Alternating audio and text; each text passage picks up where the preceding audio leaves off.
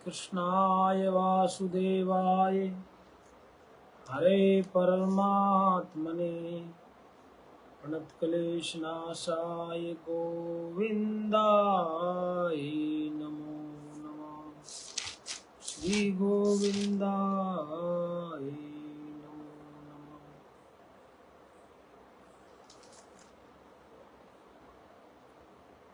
राधे राधे, जय श्रीमन नारायण। आज हम एक विशेष विषय एकादशी व्रत,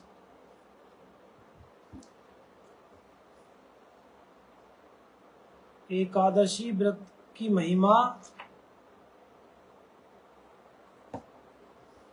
और एकादशी व्रत के विषय नारद पुराण अंतर्गत महर्षि वशिष्ठ जी का मानधाता को एकादशी व्रत की महिमा का सुनाना। मानधाता जी पूछ रहे हैं वशिष्ठ जी से कि हे द्विजों में उत्तम, जो भयंकर पाप रूपी सूखे या गीले ईंधन को जला सके ऐसी अग्नि कौन है, यह बताने की कृपा करें। सारे वशिष्ठ जी ने पूर्व तिथि से विध हो, दूसरे दिन जब थोड़ी भी एकादशी न हो तो उस प्रकार किस प्रकार विधान से व्रत करना चाहिए।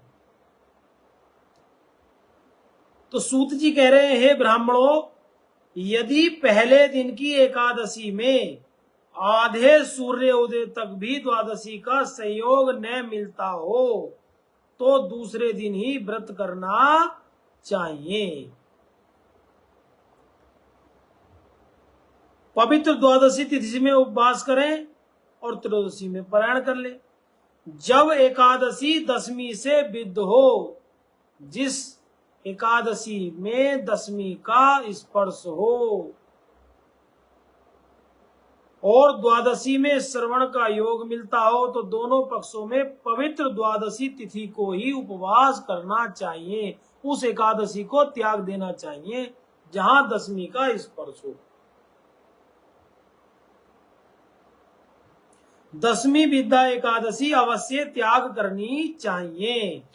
जैसे वैश्या स्त्री से संबंध रखने वाला ब्राह्मण श्राद्ध भोजन कर लेने पर, यदि कोई ब्राह्मण वैश्या स्त्री से संबंध रखता है और वह श्राद्ध कर ले तो श्राद्ध को और श्राद्ध कर्ता के पुण्य को नष्ट कर डालता है।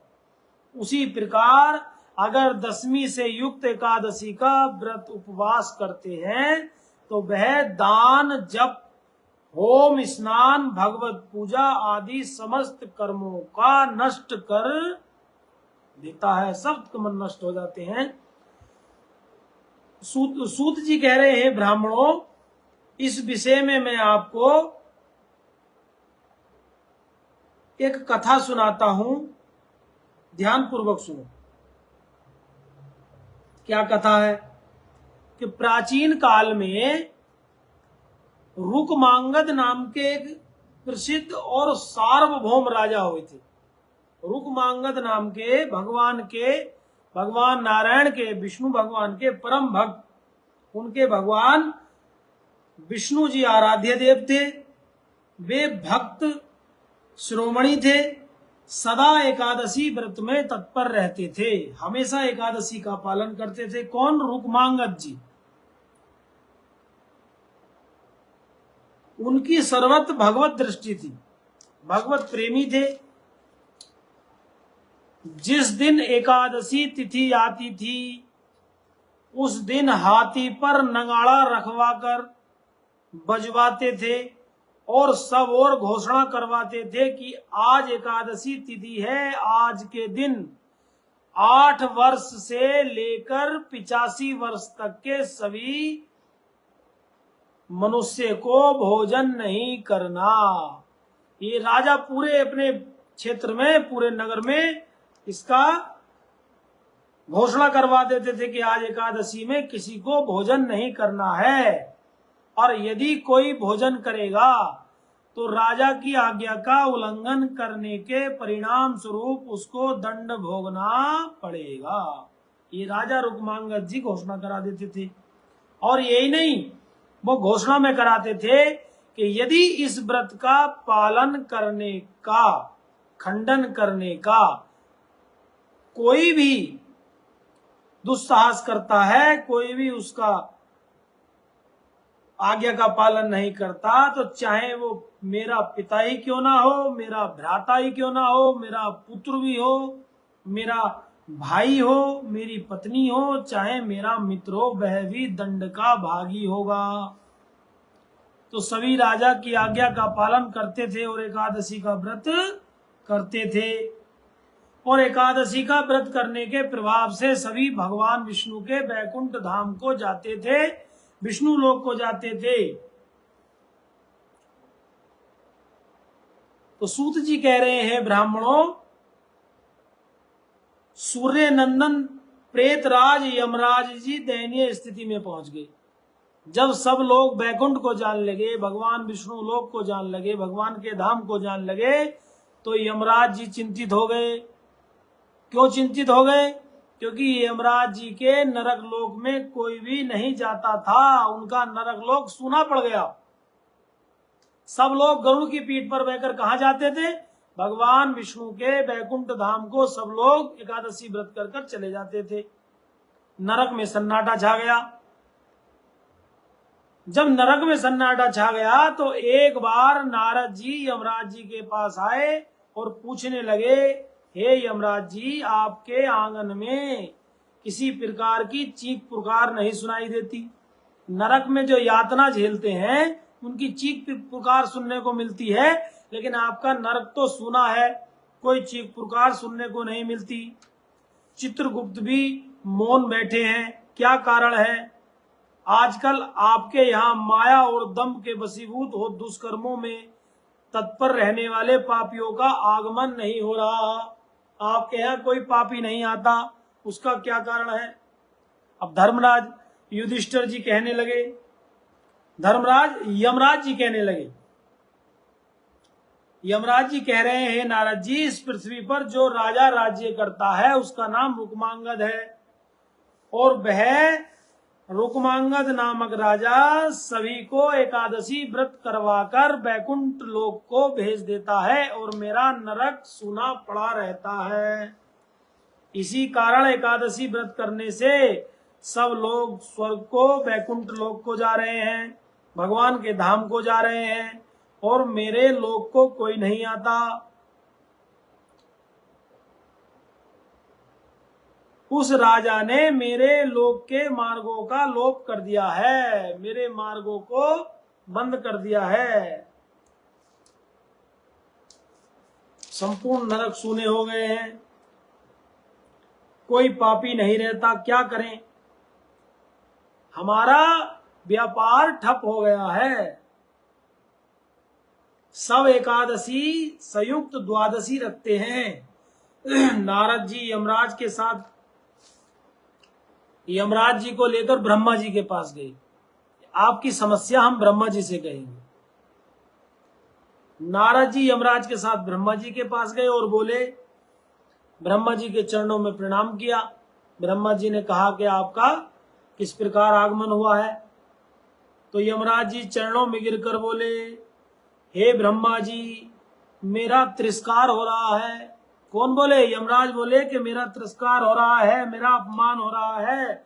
मुझे जो कार्य दिया गया है, नरक में जो मुझको कार्य दिया गया है, मेरे लोक को जो कार्य मेरा लोक मुझको सौंपा गया है, जिसका मुझे अधिकारी बनाया गया है, वह मैं पूरा नहीं कर पा रहा हूं। और जो सेवक अपने स्वामी से वेतन लेता है और अपना कार्य पूरा नहीं करता, वह नरक को जाता है। इसलिए मैं चिंतित रहता हूं, मेरा कार्य हो नहीं रहा, क्योंकि कोई भी मनुष्य मेरे लोक को, नरक लोक को नहीं जाता, सब वैकुंठ को जा रहे हैं। राजा रुक्मांगद ने सबको वैकुंठ में भेज रखा है, एकादशी व्रत करवाता है सबसे। तो ब्रह्मा जी बोले, यमराज, भगवान विष्णु के भक्त की महिमा अपार है। भगवान विष्णु के भक्त की महिमा इतनी है कि उनसे द्वेष करना, उनका विरोध करना मेरे बस की बात नहीं है। किसी अन्य देवता का अगर कोई विरोध करे तो मैं आपका साथ दूंगा, लेकिन विष्णु भगवान के भक्त का विरोध या उसका द्वेष करने वाले का मैं साथ नहीं दे सकता। धर्मराज जी से हाथ खड़े कर दिए कि मैं आपकी सहायता नहीं कर सकता, क्योंकि रुक्मांगद जी विष्णु भक्त हैं, इसलिए मैं आपकी कोई मदद नहीं कर सकता। तब यमराज जी काफी दुखी हुए और बार बार ब्रह्मा जी से निवेदन करने लगे। यमराज ने बार बार विनती की कि आप ज्यादा कुछ ना कीजिएगा तो थोड़ी मेरी मदद कीजिए। एकादशी के दिन केवल रुक्मांगद को विचलित कर दीजिए, उसका एकादशी व्रत भंग करवा दीजिए। अब ब्रह्मा जी ने यमराज का सम्मान रखा, कुछ तो सम्मान यमराज का रखना पड़ेगा, और तुरंत ही एक स्त्री की रचना की, एक नवयुवक मनमोहक स्त्री की रचना की, जो परम सुंदरी थी, जिसकी मोहनी रूप के आगे अनेकों कामदेव फेल थे।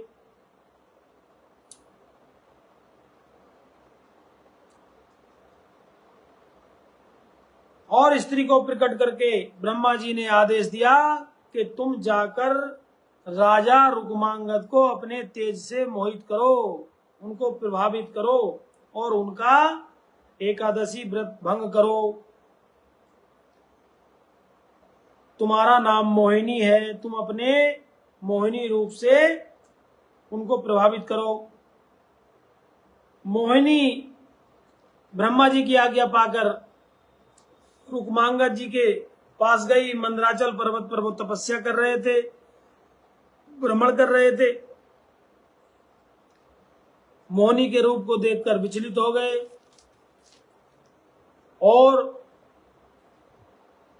मोहिनी ने विवाह का प्रस्ताव राजा रुक्मांगद के आगे रखा और राजा रुक्मांगद ने मोहिनी से विवाह कर लिया और काफी समय तक उसके साथ रमण करने लगे।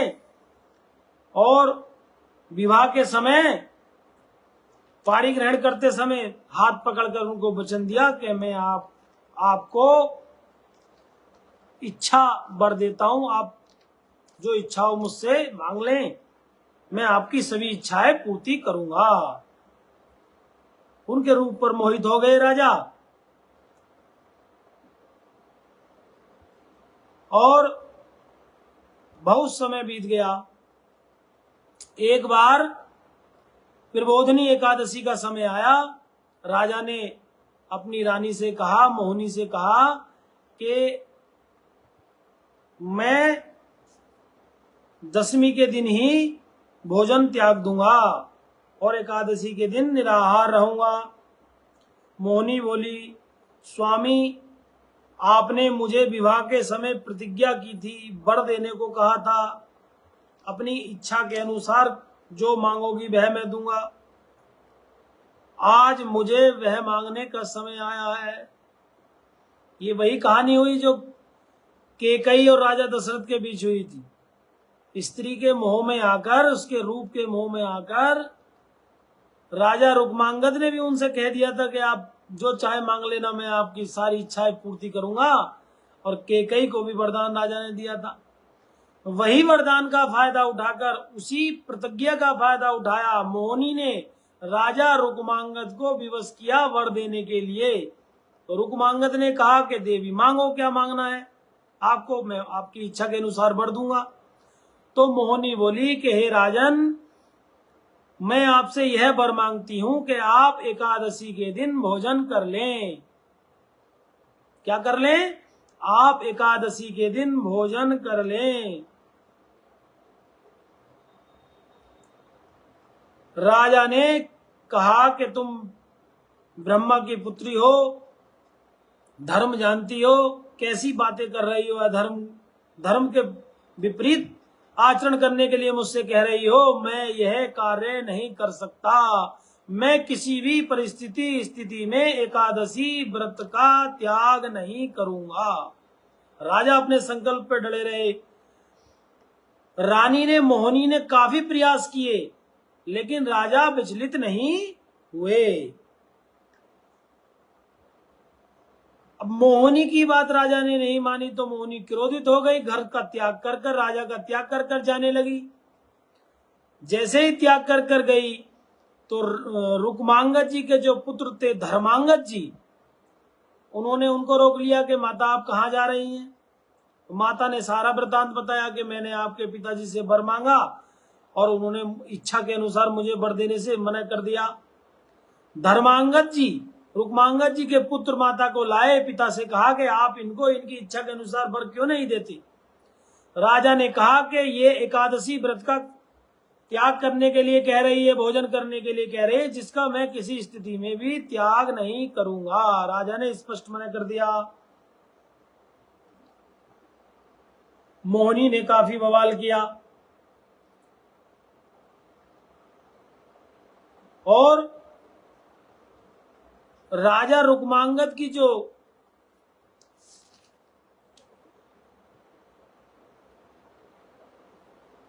पत्नी थी, मुख्य रानी थी उनकी, संध्यावली, और संध्यावली ने बहुत समझाया मोहिनी को, धर्म के उपदेश दिए, पति की बात का त्याग माननी चाहिए, पति की बात का विरोध नहीं करना चाहिए। लेकिन मोहिनी तो अपना कार्य करने के लिए आई थी, भगवान ब्रह्मा जी के कहने से रुक्मांगद जी को विचलित करने आई थी, यमराज जी की आज्ञा का पालन करना था।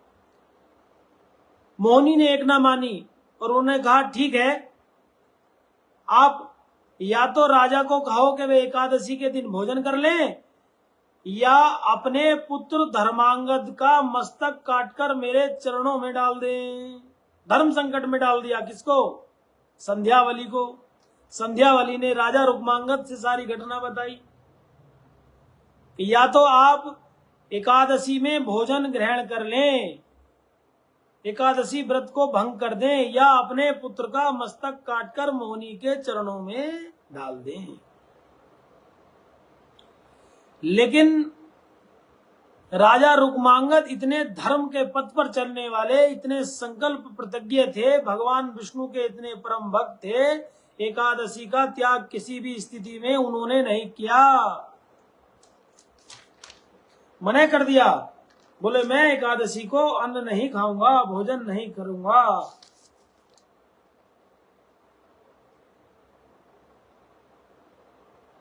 और धर्मांगद भी स्वयं प्रस्तुत हो गए राजा के सामने कि ठीक है, आप अपना वचन निभाकर अपना धर्म प्रतिज्ञा पूरी कीजिए, मेरा मस्तक काट दीजिए। राजा ने एकादशी का त्याग नहीं किया और तेज तलवार उठाई। किसको मारने के लिए? अपने पुत्र धर्मांगद को का मस्तक काटने के लिए तेज धारदार तलवार उठाई, एकादशी का त्याग नहीं किया। जैसे ही तलवार धर्मांगद को मारने के लिए उठाई, पृथ्वी कांपने लगी, आकाश से बिजली चमकने लगी, चारों ओर सारे लोगों में तेज फैल गया, हाहाकार हो गई। और उस हाहाकार से घबराकर मोहिनी मूर्छित होकर गिर पड़ी, विचार करने लगी, अब पता नहीं क्या होगा, मेरा तो प्रण अधूरा रह जाएगा और राजा का प्रण पूरा हो जाएगा। राजा अपने धर्म पर डटे रहे और राजा की धर्म प्रतिज्ञा एकादशी व्रत के प्रति दृढ़ संकल्प को देखकर भगवान नारायण स्वयं प्रकट हो गए और तलवार पकड़ ली। राजा रुक्मांगद की तलवार पकड़कर कहा कि हे राजन, मैं आपसे बहुत प्रसन्न हूं, तुम किसी भी परिस्थिति में चिंता नहीं करो और तुम अपनी पत्नी संध्यावली और पुत्र धर्मांगद के साथ मेरे निज धाम बैकुंठ को चलो। भगवान प्रसन्न हो गए और सबके देखते देखते तीनों का तेज, राजा रुक्मांगद का, सत्यावली का और धर्मांगद का तेज भगवान के अंदर समाहित हो गया। यह देखकर मोहिनी और भी मूर्छित हो गई, बेहोश होकर गिर गई, पृथ्वी पर गिर पड़ी। यह सब दृश्य यमराज अपनी आंखों से देख रहे थे। अब यमराज घबरा गए कि मेरा यह प्रयास भी फेल हो गया, मेरा कारोबार फिर ठप हो जाएगा। यमराज घबराए, भागे भागे ब्रह्मा जी के पास गए, सारा वृतांत कहा कि आपकी भेजी हुई मोहिनी द्वारा कोई भी प्रभाव रुक्मांगद पर एकादशी व्रत भंग करने का नहीं हो पाया। राजा रुक्मांगद एकादशी व्रत का संकल्प पूरा कर गए, कोई उन पर प्रभाव नहीं हुआ। अब मेरी वही हालत होगी, मेरा नरक फिर से सूना हो जाएगा, मैं क्या करूं? रुदन करने लगे यमराज जी। ब्रह्मा जी देवताओं के साथ मोहिनी के पास गए, मोहिनी से बोले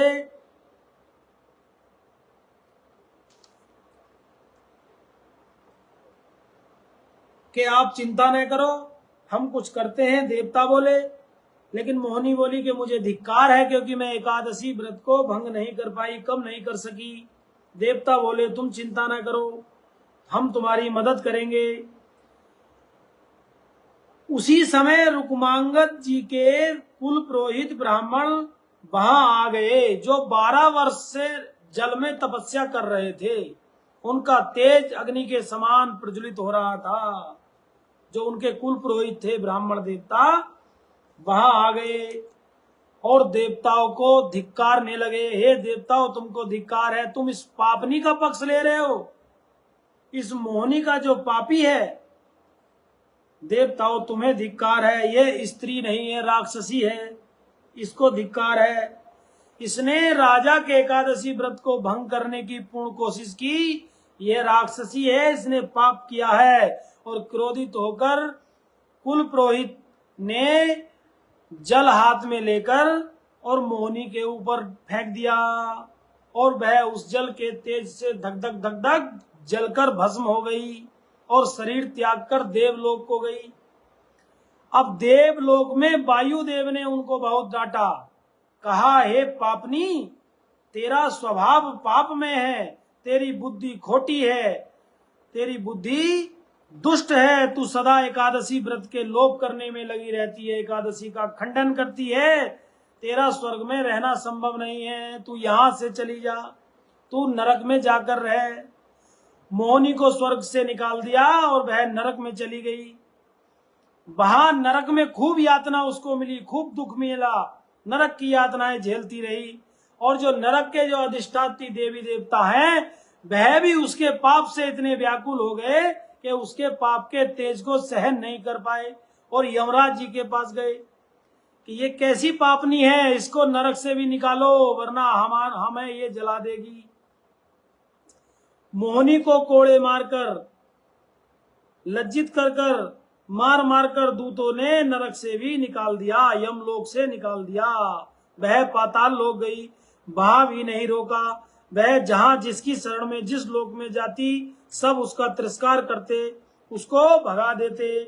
अब मोहिनी बहुत दुखी हुई, लज्जित हुई और ब्रह्मा जी के पास गई और ब्रह्मा जी से विनती करने लगी, हे पिताजी, पूरा चराचर मेरा द्रोह कर रहा है, पूरा चराचर, पूरी त्रिलोकी मुझसे ईर्षा कर रही है, मेरी निंदा और मेरा तिरस्कार कर रही है, मेरी क्या गलती है? मैंने आपकी ही आज्ञा का तो पालन किया था, आपने ही तो मुझे आज्ञा दी थी एकादशी व्रत भंग करने के लिए, राजा रुक्मांगद के पास जाने के लिए कहा था। मुझ पापनी का कोई सहारा नहीं है, मेरी मदद कीजिए। तब ब्रह्मा जी देवताओं के साथ उन कुल पुरोहित ब्राह्मण, जो राजा रुक्मांगद के कुल पुरोहित ब्राह्मण थे, उन्हीं ब्राह्मण के पास गए, उनसे निवेदन किया, उनसे विनती की और उनसे सारा वृत्तांत बताया कि मोहिनी की कोई गलती नहीं है, हमने ही उनको प्रेरित किया था रुक्मांगद का व्रत भंग करने के लिए, इसको कोई आश्रय नहीं है, इस पर कृपा कीजिए। तब ब्राह्मण पुरोहित ने कहा कि 10वीं तिथि यमराज की है। कौन सी तिथि यमराज की है? 10वीं तिथि के देवता यमराज हैं, अतः तुम 10वीं तिथि के अंत में जाकर निवास करो। जो 10वीं तिथि का अंतिम चरण है, अंत है, उसमें जाकर तुम निवास करो। जो मनुष्य 10वीं तिथि से युक्त एकादशी का व्रत करेगा, 10वीं तिथि से युक्त एकादशी का जो मनुष्य व्रत करेगा, उस व्रत करने वाले का सारा पुण्य मोहिनी को चला जाएगा। ये उसको वरदान दे दिया, किसको? मोहिनी को। उस 10वीं विधा एकादशी व्रत का फल तुम भोगो। मोहिनी से कहा कि तुम उस 10वीं का फल भोगो। यह सुनकर मोहिनी प्रसन्न हो गई और सबको, देवताओं को और ब्रह्मा जी को प्रणाम कर कर, ब्राह्मण देवता को प्रणाम कर कर 10वीं तिथि के अंत में जाकर निवास करने लगी। कौन? मोहिनी। जो पापनी थी, दुष्टा थी, वह जाकर 10वीं तिथि के अंत में निवास करने लगी। यह देखकर यमराज भी प्रसन्न हो गए। 10वीं तिथि यदि सूर्योदय काल का स्पर्श करे, अरुण उदय काल का भी स्पर्श करे, तो उसका सर्वथा त्याग कर देना चाहिए। द्वादशी वाली ही एकादशी का व्रत करना चाहिए। ये कथा सूत जी ने सुनाई ब्राह्मणों को, और वशिष्ठ जी मानधाता को सुना रहे हैं। और ये कथा नारद पुराण के अंतर्गत मैंने आपको सुनाई। ये नारद पुराण की पुस्तक है। नारद पुराण के अंतर्गत ये कथा है। बोलो नारायण भगवान की जय। ये नारद पुराण, ये रुक्मांगद के राज्य में एकादशी व्रत के प्रभाव, सबका वैकुंठ यमराज आदि का चिंतन होना, नारद जी से उनका वार्तालाप, ब्रह्मलोक गमन, ये सब चर्चा इसमें नारद पुराण में आपको मिल जाएगी। बोलो एकादशी मैया की जय। विष्णु भगवान की जय। कृष्णाय वासुदेवाय देवकी नंदनाय च नंद गोप कुमाराय गोविंदाय नमो नमः। श्री कृष्ण गोविंद हरे मुरारे, हे नाथ नारायण वासुदेवा। हर महादेव शंभो।